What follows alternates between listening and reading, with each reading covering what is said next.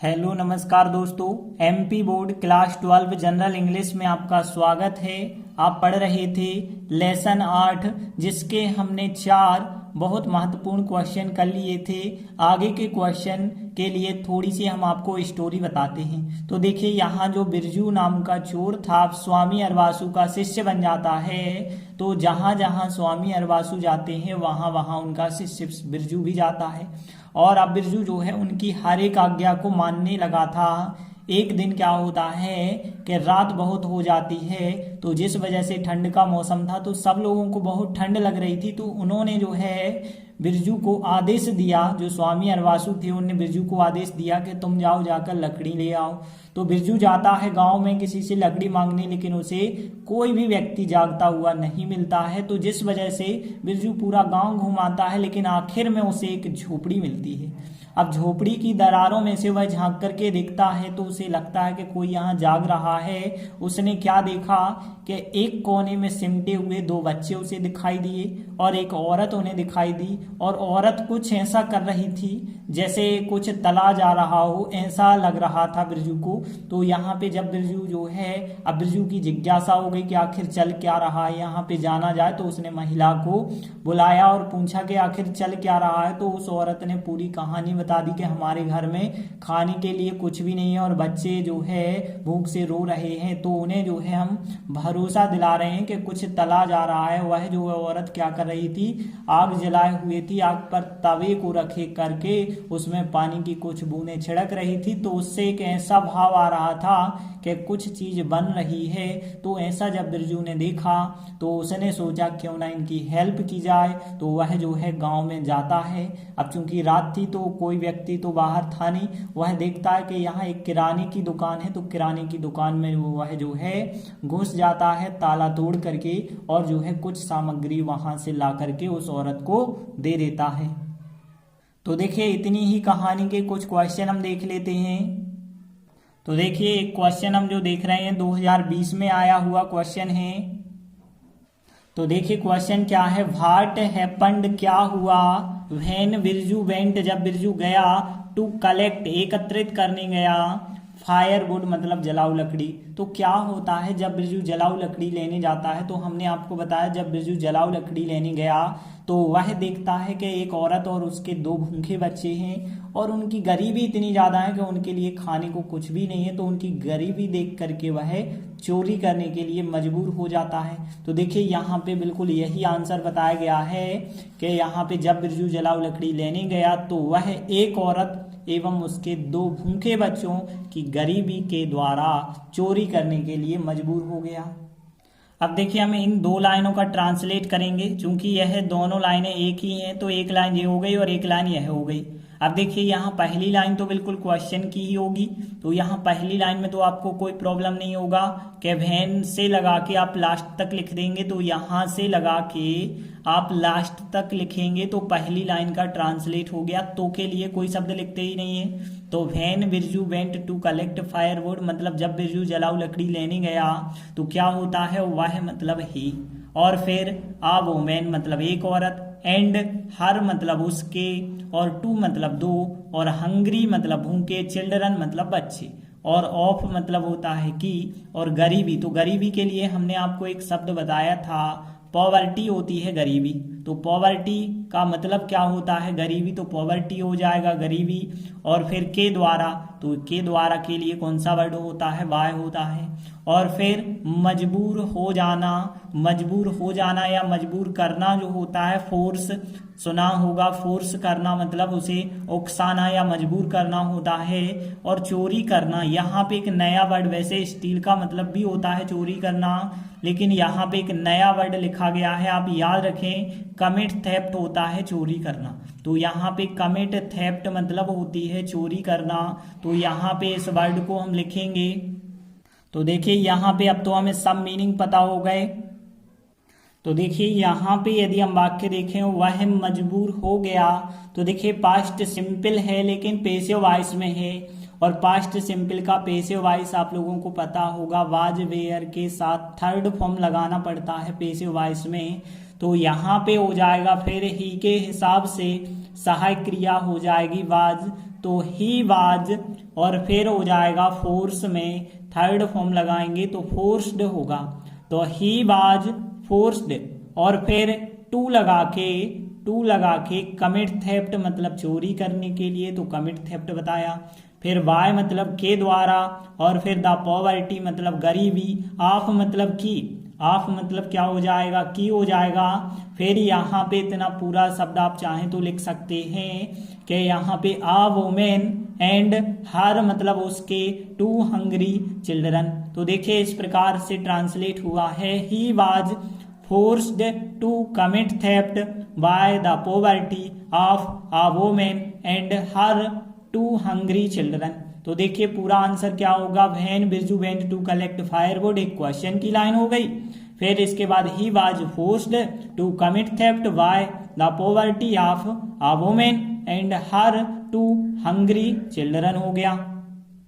तो देखिए आंसर क्या बना, when Birju went to collect firewood, और फिर he was forced to commit theft by the poverty of a women and her 2 hungry children. तो देखिए इस प्रकार यह क्वेश्चन भी ज्यादा कठिन नहीं था, केवल एक लाइन ही कठिन थी। तो 1-2 बार यदि आप बनाएंगे तो आराम से यह लाइन बन जाएगी। देखिए अगला क्वेश्चन है, देखिए यह भली परीक्षा में नहीं आया लेकिन इसे भी आप अच्छे से कर लें। तो देखिए 6वां क्वेश्चन क्या है, how did the poor women, किस प्रकार से गरीब महिला ने ट्रिक मतलब युक्ति, ठीक है ना, ट्रिक मतलब होता है युक्ति अपनाना। तो किस प्रकार से गरीब महिला ने ट्रिक अपनाई, हर मतलब अपने हंग्री चिल्ड्रन मतलब भूखे बच्चों को, और टू स्लीप मतलब सुलाने के लिए। तो किस प्रकार से गरीब महिला ने अपने भूखे बच्चों को सुलाने के लिए ट्रिक अपनाई।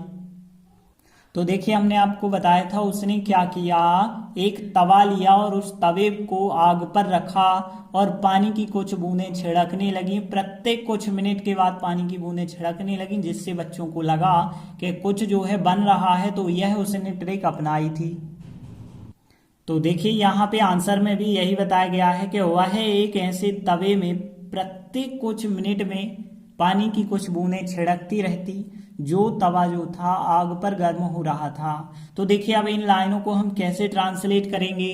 तो यहाँ पे ध्यान देना, प्रत्येक मतलब यहाँ पे एवरी हम कह सकते हैं, एवरी मतलब प्रत्येक, और कुछ यहाँ पे देखिए सम होता है कुछ, और फ्यू भी होता है। तो यहाँ पे कुछ मतलब यहाँ पे ज्यादा कुछ नहीं है, थोड़ी सी मात्रा है, बहुत ही कम अंतराल के बाद मतलब यहाँ पे हम फ्यू कह सकते हैं। तो फ्यू मिनट्स हो जाएगा, एवरी फ्यू मिनट्स हो जाएगा, और फ्यू मतलब कुछ, और यहाँ बूंदों के लिए ड्रॉप्स कहते हैं तो फ्यू ड्रॉप्स हो जाएगा।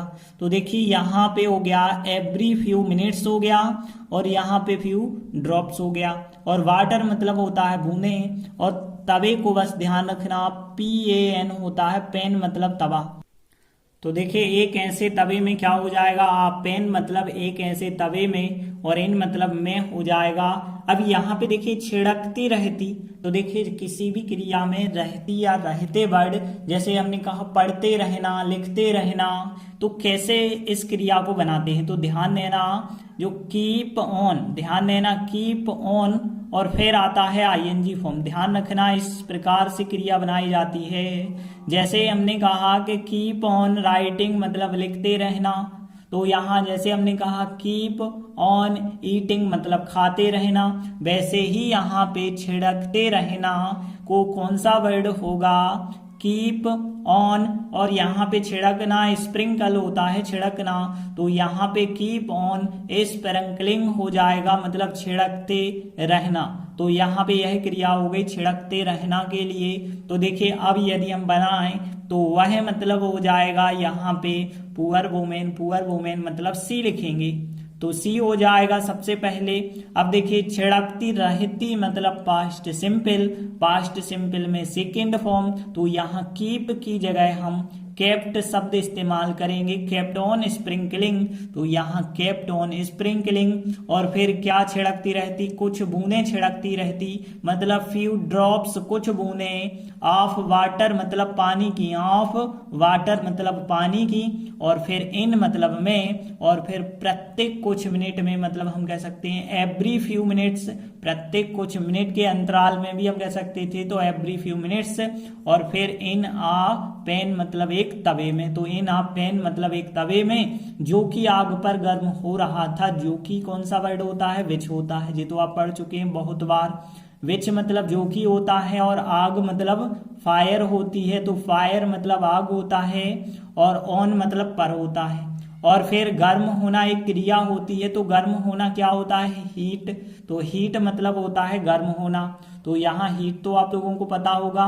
तो यहाँ पे देखिए जो कि आग पर गर्म हो रहा था, जो कि मतलब तवा, तवा आग पर गर्म हो रहा था, तो यहाँ कंटिन्यूअस तो है लेकिन कंटिन्यूअस का भी पैसिव वॉइस है, क्योंकि यहाँ तवा गर्म हो रहा था। यदि हम देखें तो तवा सब्जेक्ट नहीं होगा, क्योंकि गर्म होने का काम तवा नहीं कर रहा था, कोई और गर्म होने का, तवे को तो गर्म किया जा रहा था, किसी और के द्वारा किया जा रहा था, इस वजह से पैसिव वॉइस होगा।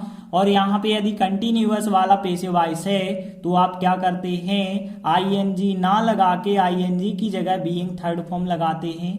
तो यहाँ विच और फिर वाज सहायक क्रिया हो जाएगी, तवे की बात चल रही है इस वजह से वाज सहायक क्रिया, और फिर बीइंग और थर्ड फॉर्म हीटेड हो जाएगा, फिर ऑन फायर मतलब आग पर। तो इस प्रकार से बनेगा translate which was being heated, heated लिखना होगा आपको, क्योंकि बीइंग थर्ड फॉर्म लिखना है तो बीइंग लगाया, फिर आपने हीटेड आपको थर्ड फॉर्म लिखना होगा, तो विच was being heated on fire मतलब आग पर।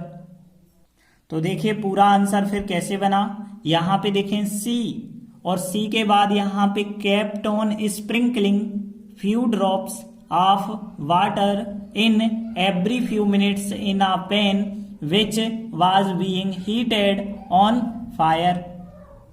तो देखिए आंसर क्या बना है, see kept on sprinkling few drops of water in every few minutes in a pan which was being heated on fire. तो देखिए यह प्रश्न थोड़ी सा कठिन है, इस वजह से इसको आप 2-3 बार रिपीट जरूर करें तो आराम से आपसे बन जाएगा। अब देखते हैं अगला क्वेश्चन। तो देखिए अगला क्वेश्चन 2012 और 2016 में आया हुआ है, इसलिए इसके ज्यादा चांस बनते हैं। तो देखिए क्वेश्चन क्या है, नौवां क्वेश्चन, व्हाट डिड बिरजू सी, तो यहाँ बिरजू ने क्या देखा, व्हेन ही पीप्ड, पीप मतलब झांकना होता है, जब उसने झांका, इनटू द हट मतलब झोपड़ी के अंदर। तो यहाँ पे बिरजू को क्या दिखाई दिया जब बिरजू ने झोपड़ी के अंदर झांका, तो हमने आपको बताया था जैसे ही बिरजू झोपड़ी के अंदर देखता है तो वह देखता है कि एक कोने में 2 बच्चे सिमटे हुए हैं और एक औरत जो है कुछ कर रही है, कुछ तल रही है, ऐसा लग रहा था उसे। तो देखिए आंसर में क्या बताया, जब बिरजू ने झोपड़ी में झांका तो उसे एक कोने में 2 सिमटे हुए बच्चे दिखाई दिए और एक औरत उन्हें एक ऐसा भाव देने का प्रयास कर रही थी कि कुछ तला जा रहा था, मतलब बच्चों को लगे कि कुछ तला जा रहा था, ऐसा जो है एक इम्प्रेशन मतलब एक भाव जो है प्रदर्शित किया जा रहा था उसके द्वारा। तो देखिए इन लाइनों को हम कैसे ट्रांसलेट करेंगे, कौन कौन से वर्ड हैं जो आपको पता नहीं है। तो सबसे पहली चीज कोना, तो कोने को कहा जाता है कॉर्नर, तो यहाँ पे आप ध्यान रख लें कॉर्नर का मतलब होता है कोना। और सिमटे हुए, तो सिमटे हुए जो वर्ड होता है ध्यान रखना इसे, हडल्ड अप होता है, तो यहाँ पे हडल्ड अप का मतलब होता है सिमटे हुए, तो हडल्ड अप। और फिर यहाँ पे 2 चिल्ड्रन 2 बच्चे दिखाई दिए, दिखाई देना मतलब देखना ही कह सकते हैं हम, सी कहेंगे, और सी का सेकंड फॉर्म लगेगा, तो सी का सेकंड फॉर्म साफ ध्यान रखना आप। और फिर देखिए एक औरत आ वुमेन, उन्हें मतलब देम होता है, ये तो पता होगा, एक ऐसा भाव। अब देखिए भाव के लिए जो शब्द है, भाव मतलब इम्प्रेशन, ठीक है ना, तो इम्प्रेशन जो होता है वो भाव के लिए यहाँ इस्तेमाल किया गया है। एक ऐसा इम्प्रेशन दे रही थी अपने बच्चों को जैसे कुछ तला जा रहा हो, तो इम्प्रेशन मतलब भाव। देखिए यहाँ एक ऐसा भाव, तो एक के लिए आर्टिकल आपको ए अथवा एन लगाना होगा, तो यहाँ एन आर्टिकल सही रहेगा इम्प्रेशन के हिसाब से, क्योंकि स्वर से उच्चारण आता है। तो एन इम्प्रेशन मतलब एक ऐसा भाव, और देना मतलब गिव होता है, प्रयास करना मतलब ट्राई होता है, ये तो आपको पता है। और फिर यहाँ पे कुछ तला जा रहा था, कुछ मतलब कोई चीज, मतलब हम कह सकते हैं समथिंग कह सकते हैं कोई चीज, और तला जाना मतलब यहाँ तलना क्रिया जो होती है वो फ्राई होती है, और फ्राई का जो थर्ड फॉर्म होता है वो आप याद रखेंगे, थर्ड फॉर्म या सेकंड फॉर्म फ्राइड होता है। तो देखिए ज़्यादा कठिन वर्ड तो इसमें बिल्कुल नहीं है। कॉर्नर, कोना, हडल्ड अप, सिमटे हुए, और सी मतलब देखना, सेकंड फॉर्म साव देखा, और फिर यहाँ एन इम्प्रेशन एक ऐसा भाव, समथिंग मतलब कुछ चीज या कुछ, और फ्राइड मतलब तला जाना होता है। तो देखिए पहली लाइन अब हम ट्रांसलेट करते हैं। जब बिरजू ने झोपड़ी में झांका तो यहाँ भी यदि हम देखें तो पहली लाइन बिल्कुल क्वेश्चन की ही है, तो यहाँ से आप यहाँ तक लिख सकते हैं। अब देखिए ही के स्थान पे आप बिरजू लिख दें तो भी सही है, वरना ही भी लिख दें तब भी सही है। तो यहाँ पे बिरजू की जगह वह लिख दो तो भी कोई अंतर नहीं, क्योंकि वह बिरजू की ही बात की जा रही होगी। तो वैन यहाँ पे आप जैसे बिरजू कर देते हैं या ही का ही कर दें तो कोई अंतर नहीं। तो when he peeped into the हट मतलब जब उसने झोपड़ी के अंदर झांका। अब देखिए अगला वाक्य यदि हम देखें तो उसे एक कोने में सिमटे हुए 2 बच्चे दिखाई दिए। तो देखिए इस वाक्य को देखें तो यहाँ पास्ट सिंपल है, पास्ट सिंपल है तो ही हो जाएगा और सेकंड फॉर्म होगा सा। तो यहाँ पे सेकेंड फॉर्म सी का साव जो होता है तो ही सा उसने देखा, और फिर उसने क्या देखा, एक कोने में सिमटे हुए 2 बच्चों को देखा। मतलब हम कह सकते हैं 2 चिल्ड्रन 2 बच्चों को देखा जो कि हडल्ड अप सिमटे हुए थे, इन आ कॉर्नर एक कोने में सिमटे हुए थे। तो ही मतलब उसने, सा मतलब देखा, 2 children huddled up in a corner, और एक औरत मतलब एंड आ वुमेन एक औरत, और फिर प्रयास कर रही थी कंटिन्यूअस टेंस है तो वाज वेयर लगा के आईएनजी होगा। तो यहाँ पे एक औरत है इस वजह से वाज सहायक क्रिया फिर आईएनजी होगा। तो एंड आ वुमेन और एक औरत वाज ट्राइंग प्रयास कर रही थी देने का। तो देखिए यहाँ पे का शब्द तो आप लिख ही नहीं सकते, लेकिन दूसरी क्रिया आती है तो टू लगा के जरूर आप लिखते हैं। तो टू गिव मतलब देने का प्रयास कर रही थी। फिर उन्हें मतलब देम, देम मतलब होता है उन्हें, और एक ऐसा भाव तो देन एन इम्प्रेशन, उन्हें एक ऐसा भाव तो देम लिखेंगे आप। फिर एन इम्प्रेशन एक ऐसा भाव, और फिर दैट मतलब की, दैट मतलब की, समथिंग मतलब कोई चीज। तो देखिए यहाँ पे दैट समथिंग, अब यहाँ पे कुछ चीज तली जा रही थी, पास्ट कंटिन्यूअस तो है लेकिन उसका पैसिव वॉइस है जी। क्यों है? क्योंकि कुछ चीज तली जा रही थी तो तलने वाले का नाम तो आपको यहाँ पे बताना नहीं है इस लाइन में, तो यहाँ पे पैसिव वॉइस होगा। और पैसिव वॉइस कंटिन्यूअस का कैसे बनाते हैं आप, बीइंग थर्ड फॉर्म होता है तो बीइंग थर्ड फॉर्म ही तो हमें लिखना होगा। तो यहाँ पे बीइंग फ्राइड लिखेंगे, फिर आप बीइंग और फिर फ्राइड लिखना होगा। तो यहाँ पे बस वाज सहायक क्रिया तो होगी क्योंकि कंटिन्यूअस तो है। दैट समथिंग, दैट यहाँ समथिंग वाज, और फिर हो जाएगा बीइंग फ्राइड हो जाएगा। तो देखिए यहाँ पे यदि हम अब बात करें पूरी चारों लाइनों की, तो एक लाइन तो आपकी क्वेश्चन से मिलती थी एक लाइन, तो यहाँ पे क्वेश्चन की लाइन क्या थी, when he peeped into the हट, जब उसने झोपड़ी के अंदर झांका, उसने या बिरजू की बात भी आप कर सकते थे। तो यहाँ पे ही सा उसने देखा या उसे दिखाई दिए 2 बच्चे मतलब 2 चिल्ड्रन हडल्ड अप सिमटे हुए इन अ कॉर्नर एक कोने में, एंड अ वुमेन और एक औरत वाज ट्राइंग प्रयास कर रही थी टू गिव देने का, और देम मतलब उन्हें, एन इम्प्रेशन एक ऐसा भाव, that something was being fried की कुछ तला जा रहा था। तो देखिए आंसर कैसे बना, when he peeped into the हट, जब उसने झोपड़ी के अंदर झांका, तो ही सा मतलब उसने देखा 2 चिल्ड्रन 2 बच्चे हडल्ड अप सिमटे हुए इन अ कॉर्नर एक कोने में, एंड अ वुमेन और एक औरत वाज ट्राइंग प्रयास कर रही थी टू गिव देने का, देम मतलब उन्हें देने का, एन इम्प्रेशन एक ऐसा भाव, दैट की समथिंग वाज मतलब कोई चीज जो है, बीइंग फ्राइड मतलब तली जा रही है। तो इस प्रकार से यह क्वेश्चन भी थोड़ी सा बड़ा है, तो यदि आप 1-2 बार ट्राई करेंगे तो यह भी आपसे बन जाएगा। तो आज हमने 3 महत्वपूर्ण क्वेश्चन देखे, आगे और भी क्वेश्चन रह गए हैं वो हम आपको अगले वीडियो में बताएंगे। तब तक के लिए धन्यवाद।